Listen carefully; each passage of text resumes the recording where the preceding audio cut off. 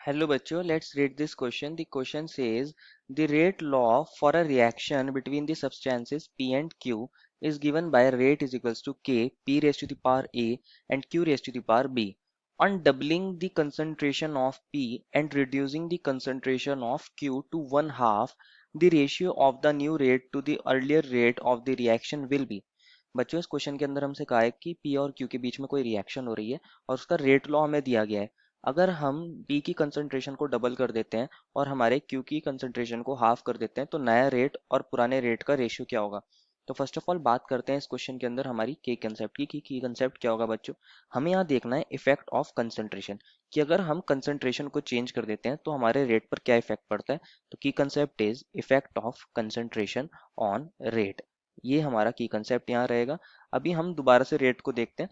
जो इन्होंने रेट का हमें फॉर्मूला दिया है वो क्या दिया है बच्चों, रेट लॉ का रेट इज इक्वल्स टू के और पी की पावर दी है हमें ए और क्यू की पावर दी है हमें बी, यही हमें दिया है। अब क्या हो सकता है, इसको मैं ले लेता हूँ R1, ये क्योंकि पुराना रेट है। नए रेट निकालने के लिए हमें कहा गया है, लेकिन नए रेट में हमें बोला गया है कि जो हमारा पी की कंसंट्रेशन हो गई है वो पुराने वाले पी की डबल हो गई है। तो मैं इसको पी डैश लिख लेता हूँ और क्यू की कंसंट्रेशन जो है नई वाली वो पुराने वाले की हाफ हो गई है, तो मैं इसको ऐसे लिख लेता हूँ। तो नया रेट क्या हो सकता है R2, के की जगह के रहेगा, पी डैश लिख दूंगा मैं इसको और इसकी पावर ए और क्यू डैश और इसकी पावर बी, ऐसे लिख सकता हूँ। और इसको ऐसे लिख सकता हूँ वापस से के पी डैश की जगह मैं क्या लिख सकता हूँ, टू पी की पावर ए, ऐसे लिख सकता हूँ। और क्यू डैश की जगह मैं क्या लिख सकता हूँ, वन अपॉन टू क्यू की पावर बी, ऐसे लिखा जा सकता है। अब मैं इसको कैसे लिख सकता हूँ, के टू की पावर ए और पी की पावर भी ए, ऐसे लिख सकते हैं। हमारे पास ये प्रॉपर्टी होती है मल्टीप्लीकेशन की।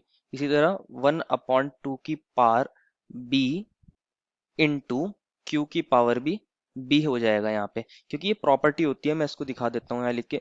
अगर हमारे पास m इंटू एन की पावर a है तो इसका मतलब होता है m की पावर भी a और n की पावर भी a। ये हमारे पास मैथ्स की एक प्रॉपर्टी होती है। इसको फर्दर सॉल्व करते हैं तो क्या बन जाएगा बच्चे, ये R2 और ये हमारा k था बच्चों, ये बन गया p की पावर a और q की पावर b और इंटू टू की पावर a।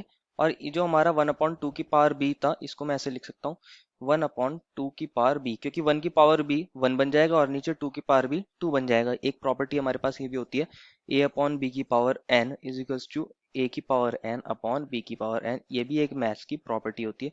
इस प्रॉपर्टी का हमने यहाँ यूज कर लिया है। तो ये क्या बन गया है, ये वाली टर्म हमारी बच्चों ये R1 बन गई है और ये बन गया है टू की पावर ए और इंटू वन अपॉन टू की पावर बी, ये ऊपर आके क्या बन जाएगा, टू की पावर माइनस बी।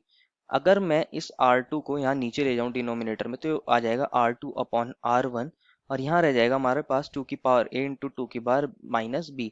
इसको मैं लिख सकता हूँ टू की पावर a माइनस बी, क्योंकि अगर बेसिस सेम होते हैं तो पावर्स ऐड हो जाती हैं, तो a plus minus B a minus B बन जाएगा। तो ये हमारा रेशियो आ गया है R2 और R1 का। इसको अपने ऑप्शंस के अंदर चेक कर लेते हैं। ये कौन से ऑप्शन में है बच्चों, हमारा बी ऑप्शन में है। Therefore the final answer is option number B. I hope you understood it well and best of luck.